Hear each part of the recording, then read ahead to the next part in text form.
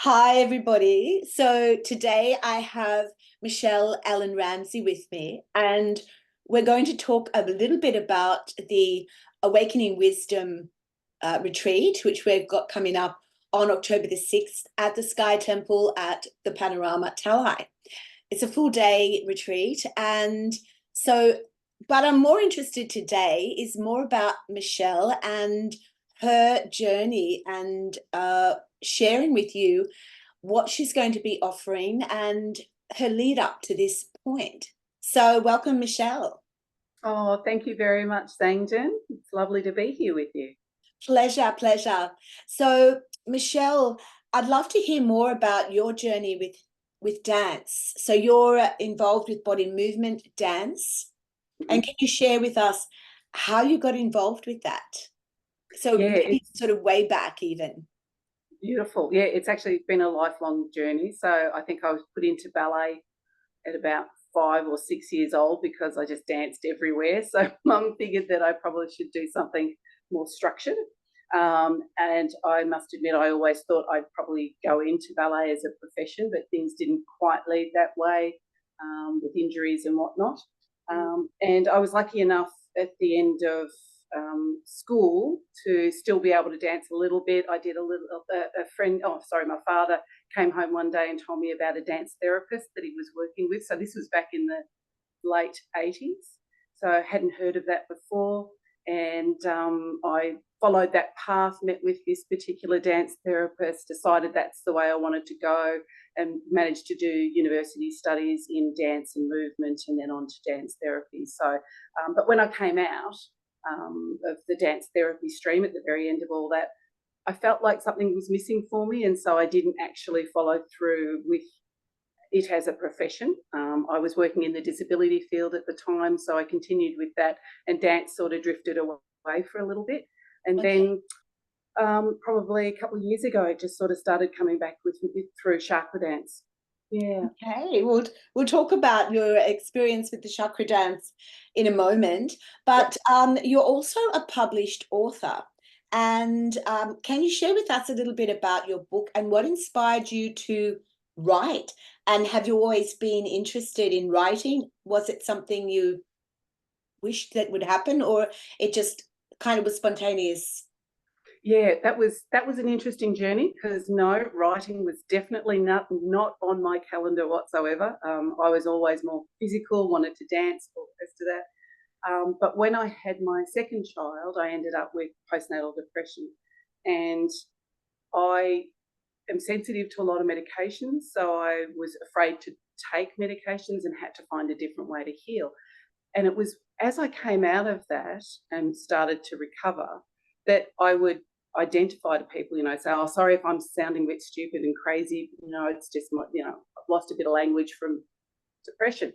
And I'd have all these mums, especially because we were at school at the time as a school mum, and I'd have so many women that would whisper at me, like, oh, I've got it too. And I'm like, Wow. what are we whispering? I'm a bit confused about that. And then a lot of women would also then go on what medications are you on? And I'd say, I'm not on medication because I'm sensitive to stuff. And they'd be like horrified at the thought of trying to get through this without medication.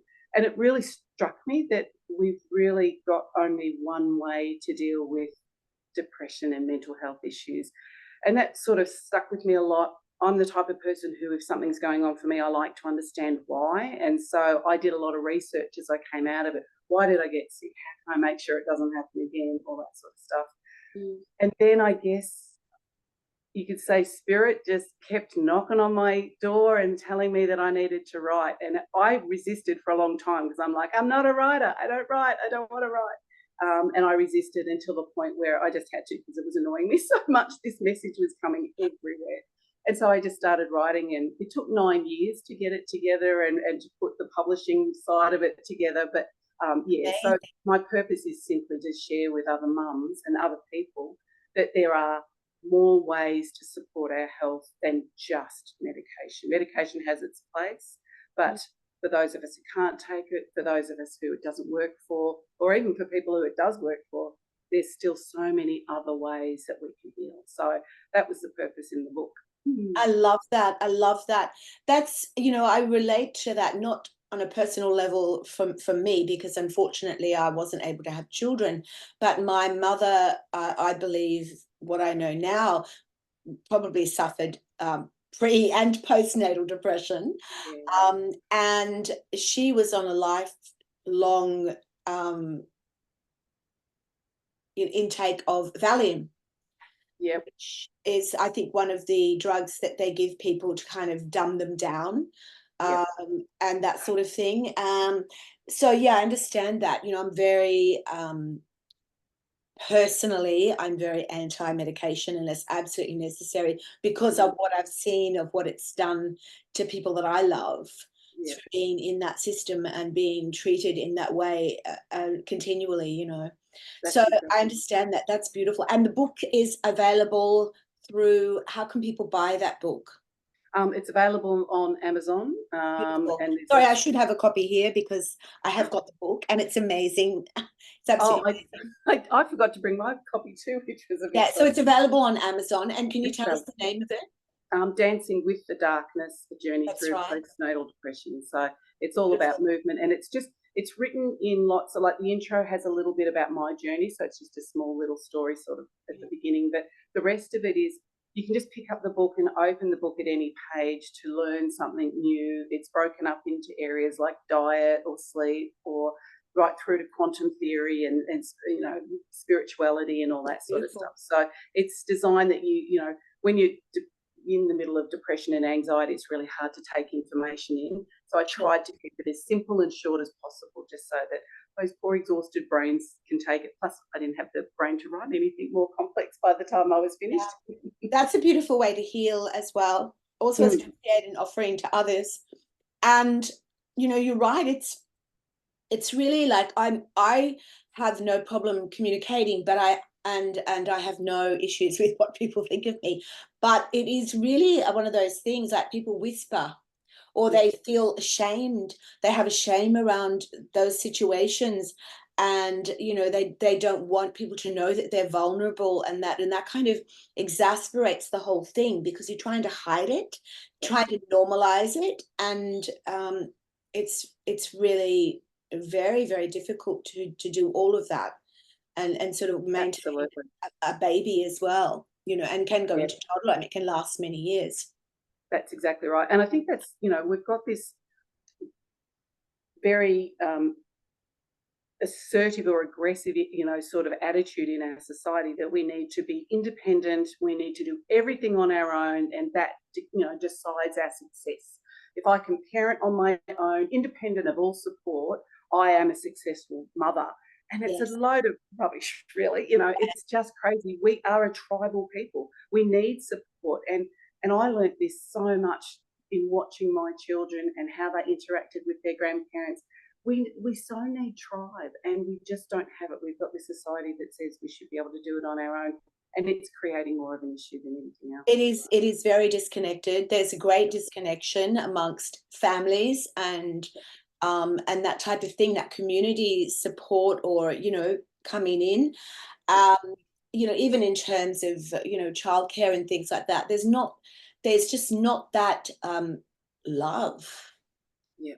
from people around. It's a job. And Yes. yeah, I'm sure there is a lot of compassion and care, but it's not the same. It's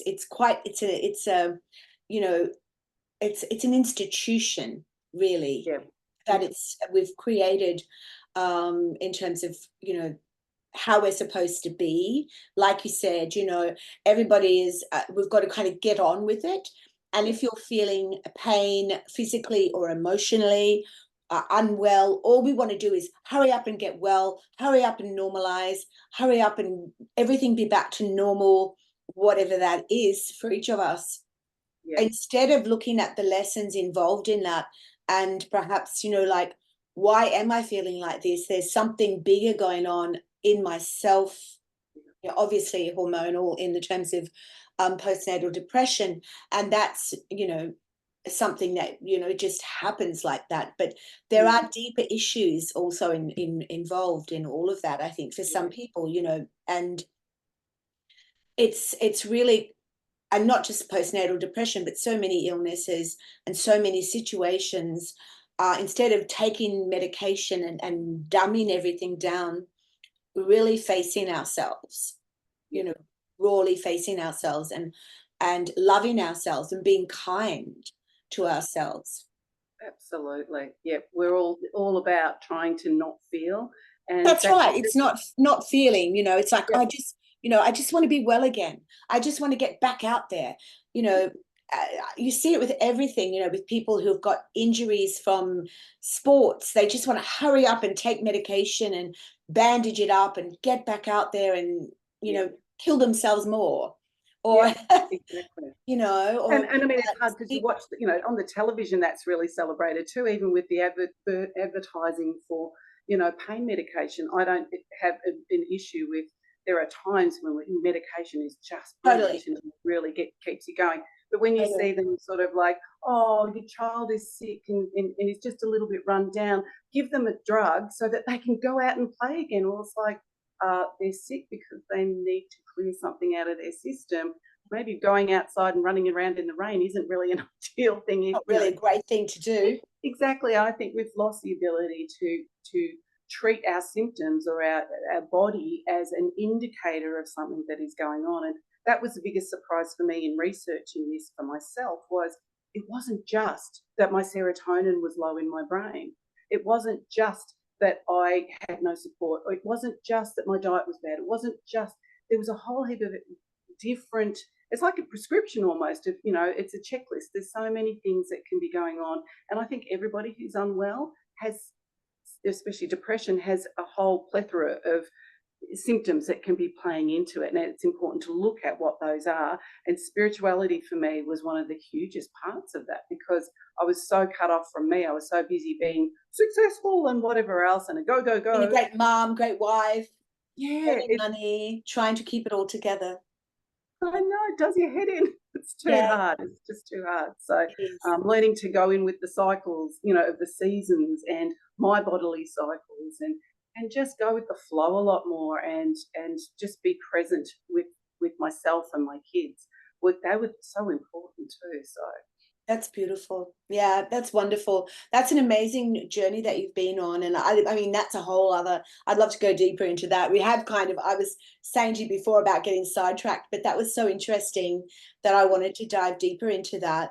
mm, So let's get back to the awakening wisdom. And I want to ask you about the chakra dance and how you became interested in doing this, and what's the benefits of doing chakra dance? beautiful. Thank you for asking. Well, it's funny because in doing the dance therapy when I was younger, and as I say, I came out of it and felt like something was wrong. It wasn't quite what I thought it was going to be.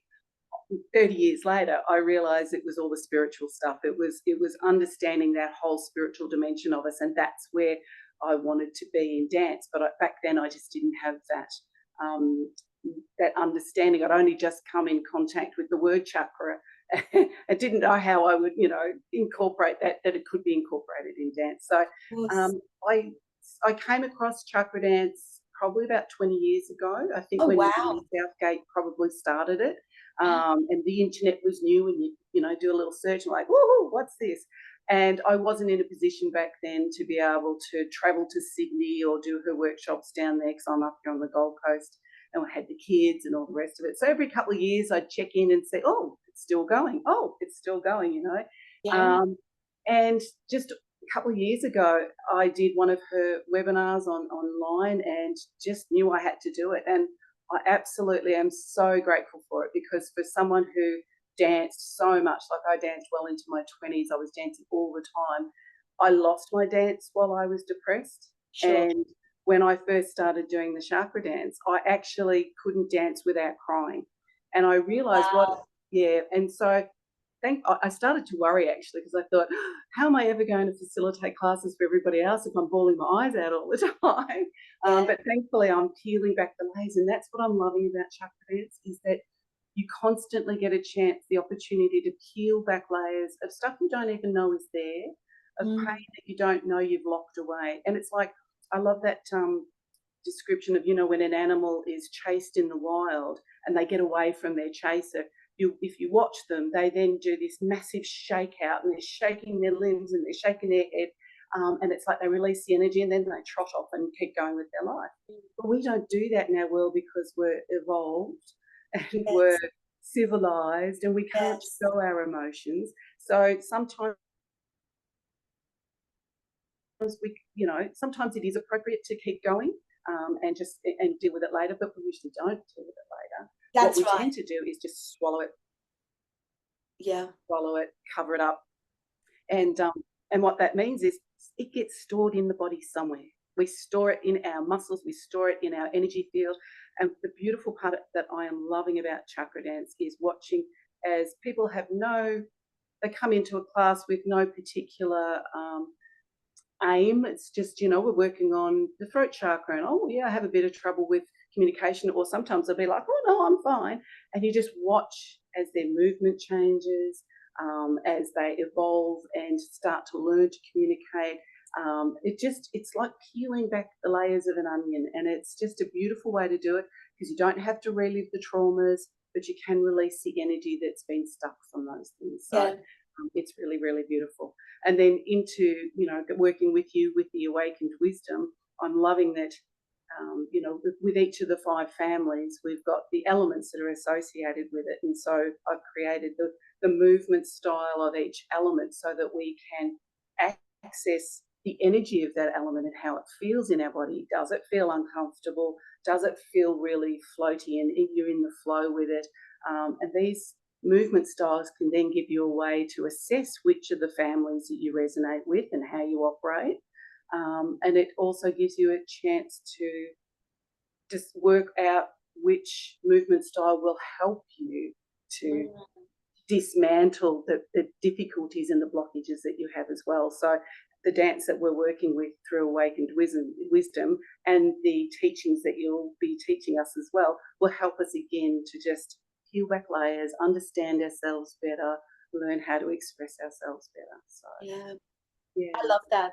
That's so true, and that's why I think this is such a good thing to do together, because it is, movement is, there's obviously, like from my perspective, like yogic type movement, but dance is a whole other level. It's all of that's much more on a much deeper level that people can really immerse themselves in. That it's got a different power to it. Yes. Yeah. Although I was thinking earlier too, even with yoga, it traditionally is a spiritual practice. Well, we know from the way you practice, it is a spiritual practice. Those movements help you to access different levels of yourself, which is fantastic. And free dance or dance movement, more flowing movement, just is another level of being able to access different sides of ourselves, release energies that we've blocked in different ways. It's so true. You can really become very uninhibited through dance when we really relax and get into it. And release. You can be incredibly euphoric. I find when I dance, like, I don't very often, unfortunately, and I should. But, on the occasion that I've been somewhere and it's been like kirtan and everyone's up dancing and stuff, and the euphoria associated with that movement and the music is unbelievable. Unbelievable. So, I'm really excited about that. I think that will be really amazing, really amazing. So I'm excited to be facilitating this with you for, to do this co-hosting this. So how can people reach out to you personally if they're interested in say, again, I know you have your book available on Amazon and that, but say they just want to connect with you in a more personal level, and also about your dance. So do you have a website and somewhere that people can contact you and find out a little bit more about you? Yep, absolutely. Thank you for asking. So my website is Alchemy and Light. So that's www.alchemy, ALCHEMY, ANDLIGHT.com. And so all my connections to the social media is there. But also, if people are interested, on the bottom of the first page, there is a little sign-up form where you can get access to a chakra health check. And it's a little e-document where you can go through and read a little bit about each of the chakras, do a little questionnaire, and get an idea of where your element, where you are in which chakras it might be struggling a little bit, and which are feeling, flowy and nice. So it's a nice little document to have. And that's the sort of thing you can continually do, because that's a beautiful part about whether we're doing the movement that we've got through Awakened Wisdom or with Chakra Dance, is that we're constantly changing. We're constantly having new experiences, joyful, sorrowful, difficult, and it all is something that changes how we respond. I've had people, from week to week, one moment, one week they dance the base chakra and they're loving it and they're right into it, and the next week they don't move because something's happened in that week that has locked in and made that, the tribal or the support element of that chakra is now struggling, and suddenly they can't move. So this is where it's beautiful to just keep checking in with your chakras, to keep checking in with your elements and things like that. So fantastic. So get to me that way. So and that works perfectly with the 5 Buddha families and the 5 dakinis, which is part of the mandala that we're going to be working through and working with and exploring. So this particular full-day workshop is going to be, it's really a taster. It's an introduction to these amazing 5 families and the 5 wisdom dakinis, which are, these amazing energies that are like archetypes in our life, more than archetypes. They're living, energetic beings, and that you can actually, explore this within yourself. So thank you for joining me today. Thank you so much for having me. It's my pleasure. And to everybody that may be watching this, we'd love you to join us on October the 6th at the Panorama Sky Temple. So you can book on through the Yogini website, www.theyogini.net. All of these details, Michelle's site and my site will be below. The link to buy a ticket to come. So we have some spaces still available. We've still got a couple of weeks, and very excited to be presenting this together. It's something really very special, and I feel quite unique to the Gold Coast. Yes, absolutely. It is. The more I work on the dance and work with you in developing this, it's so exciting. It's going to be a wonderful day. Super powerful, but also a great deal of fun. Yeah, absolutely. Yeah, it's really, really good. So thank you and much love, and see everybody soon. Thank you. Thanks, Angdon. Bye. Bye, everybody. Much love. Thank you.